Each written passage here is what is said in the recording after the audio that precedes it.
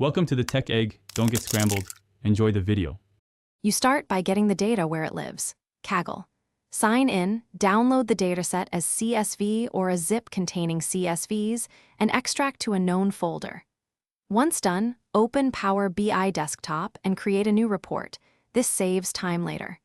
Make sure you know the exact file path and which CSVs are authoritative because you will import them directly. You will also check whether files contain header rows and consistent delimiters, so Power BI can parse columns correctly on first load. Next, bring the files into Power BI and shape them. Use getDataText/CSV for single files or the folder connector if multiple similar CSVs exist.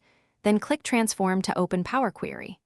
There, set column types, remove extraneous rows, split combined fields, and remove duplicates. Once tables look correct, use append to stack datasets or merge to join related tables and define relationships in the model. This reduces errors and keeps refreshes predictable when you publish. Finally, finalize the model and create visuals. Define primary keys and relationships, add calculated columns or measures using DAX for essential metrics, and design your report pages with clear filters and slicers. Once visuals match expectations, validate numbers versus the raw CSV to confirm transformations. Publish to Power BI service, set data source credentials, and schedule refreshes.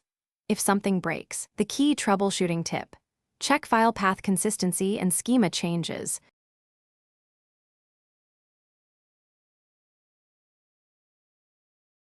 Thanks for watching. Consider subscribing if I helped unscramble your problems.